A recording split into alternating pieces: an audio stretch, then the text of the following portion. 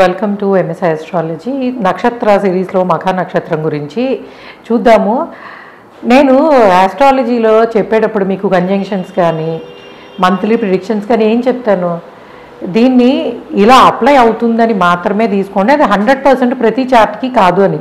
మరి నక్షత్రం గురించి కూడా ప్రతిసారి చెప్పాలో చెప్పండి. ఎందుకంటే ఈ పుష్యమి మఖా లైక్ ఆశ్లేష నక్షత్రాలు వాళ్ళకి దే హ్యావ్ టేకెన్ 100% ఎట్లా తీసుకుంటారు? ఒక నక్షత్రాన్ని బట్టి మనిషి జీవితం మొత్తం చెప్పడం ఎలా కుదురుతుంది? ఎందుకంటే మనము లగ్నాన్ని తీసుకున్నాం, లగ్న సిరీస్ చేసాము, అది చాలా మటుకు యాక్యురేట్గా ఉంటుంది. ఎందుకంటే ప్రతి లగ్నానికి కొన్ని గ్రహాలకు ఆధిపత్యం ఉంటుంది కాబట్టి దాన్ని బట్టి ఒక బ్లూ ప్రింట్ అనేది తెలుస్తుంది. నక్షత్రం అనేది మనస్తత్వాన్ని మాత్రమే ఇండికేట్ చేస్తుంది. అంటే ఒక్కొక్కళ్ళ మనస్తత్వం ఆలోచన బట్టి వాళ్ళ లైఫ్లో ఎలాంటివి అడాప్ట్ చేసుకుంటారు, చేయడానికి పాసిబిలిటీ ఉంది అనేది. అయితే ఏంటి, నక్షత్రం అనేది ఒక ఎనర్జీని క్రియేట్ చేస్తే మిగిలిన గ్రహాలన్నీ కూడాను వాటిని పెంచడమో తగ్గించడమో న్యూట్రలైజ్ చేయడమో ఇంకోటి జరుగుతాయి. కాబట్టి నేను నక్షత్ర సిరీస్లో చెప్పినవి 100% మీకే అప్లై అన్నట్టు తీసుకోవద్దు. అందులో కొన్ని మీకు అప్లై అయ్యే అవకాశం ఉంటుంది. ఇక్కడ నేను 2 రకాలు చెప్తున్నాను. ఏంటి, చంద్రుడు ఆ నక్షత్రం మీద ఉన్న, లగ్నం ఆ నక్షత్రం మీద ఉన్న, మళ్ళీ వేరు కదా. సో కాబట్టి నేను ఏ వీడియో చెప్పినా అది 100% మన కోసమే అన్నట్టు కాదు. అందులో కొన్ని మీకు అప్లై అయ్యే అవకాశం ఉంటుంది. ఒకవేళ మీరు కనుక ఆ ప్రత్యేకమైన నక్షత్రమో లేదా మీ జన్మ నక్షత్రమో మీ లగ్నం ఆ నక్షత్రం మీద ఉంటేనో, ఓకే ఇది అన్ని నక్షత్రాల వాళ్ళకి వర్తిస్తుంది.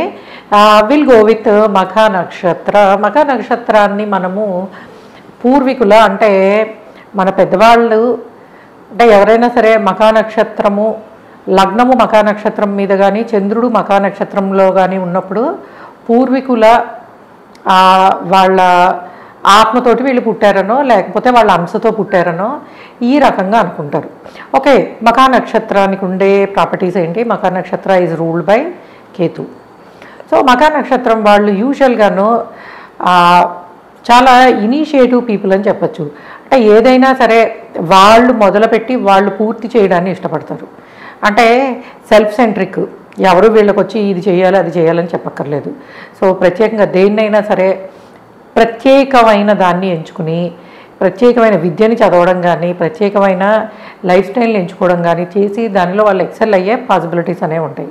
అండ్ యూజువల్గా మఖా నక్షత్రం వాళ్ళు ప్రశాంతమైన జీవితాన్ని ఇష్టపడతారు. క్వైట్ లైఫ్ అంటే ఏంటి, కొంతమందికి చూడండి మనకి పబ్లిక్ లైఫ్ చాలా నచ్చుతుంది, కొంతమంది చాలా ప్రైవేట్గా ఉంటారు. సో ఇట్లాంటి ప్రైవేట్ పీపుల్ అని చెప్పచ్చు మఖా నక్షత్రం వాళ్ళు. అంటే వాళ్ళకంటూ ఒక సింపుల్ లైఫ్ స్టైలు అన్నీ కూడాను సింపుల్గా ఉండడాన్ని ఇష్టపడతారు. లైఫ్ స్టైల్ కానీ లేకపోతే వాళ్ళు కలిసే వ్యక్తులు కానీ ఇటువంటి స్వభావాన్ని వాళ్ళు కలిగి ఉంటారని చెప్పచ్చు. అలానే గౌరవించబడతారు ఎవరితోటి? విద్యావంతులతోటి, ఉన్నత విద్యని. అంటే వీళ్ళలో ఉండే విద్యకి కానీ టాలెంట్కి కానీ వీళ్ళకు ఉండే దైవభక్తి కానీ లేదా పెద్దలను గౌరవించే విధానం వల్ల కానీ ఈ ప్రాపర్టీస్ అన్నీ మనకి మఖా నక్షత్రం వాళ్ళకు ఉంటాయి. సో ఇటువంటి కారణాల చేత యూజువల్గా ఆ ప్రత్యేక ఫీల్డ్లో ఎక్స్పర్టైజ్ ఉన్న వాళ్ళు వీళ్ళని గౌరవించే పాసిబిలిటీస్ అనేవి ఉంటాయి.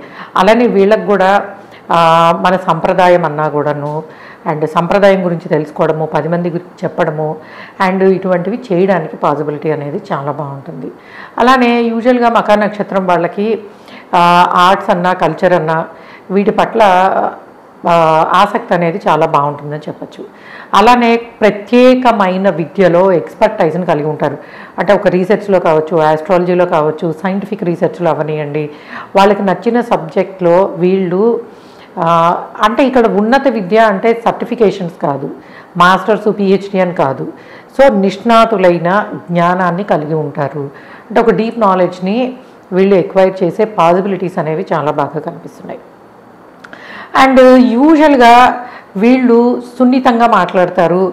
ఎవరిని వాళ్ళకి తెలిసి కానీ అంటే వాళ్ళ మాటలలో వాళ్ళ ఉద్దేశంలో ఎప్పుడూ ఎవరిని తక్కువ చేయకూడదు అండ్ తగ్గించి మాట్లాడకూడదు, లేదు వాళ్ళని బాధ పెట్టేలాగా మనము మాట్లాడకూడదు, బిహేవ్ చేయకూడదు అని వీళ్ళకి చాలా స్ట్రాంగ్ యాటిట్యూడ్ ఉంటుంది.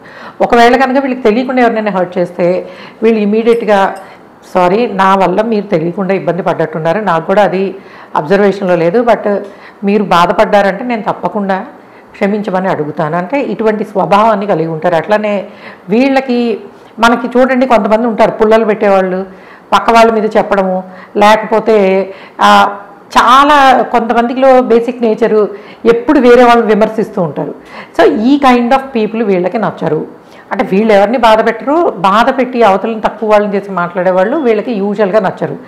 అందువల్ల ఏమవుతుందంటే వీళ్ళకి డైరెక్ట్ ఎనిమీస్ ఉంటారు కానీ హిడెన్ ఎనిమీస్ ఉంటారు. అంటే అమ్మో వాళ్ళ పైకి అన్నీ ఏదో చెప్తూ ఉంటారు, మనకి ఇలాంటి వాళ్ళతోటి కష్టము. అంటే ఏంటి, యూజువల్గా ఎవరిని హర్ట్ చేయకుండా మంచి జెనరస్ స్వభావం కలిగి ఉండేవాళ్ళు అందరికీ నచ్చరు. ఎందుకంటే పీపుల్ ఆల్వేస్ వాంట్ ఎంటర్టైన్మెంట్ కదా, గాసిపింగ్ ఎంటర్టైన్మెంట్ నచ్చుతాయి.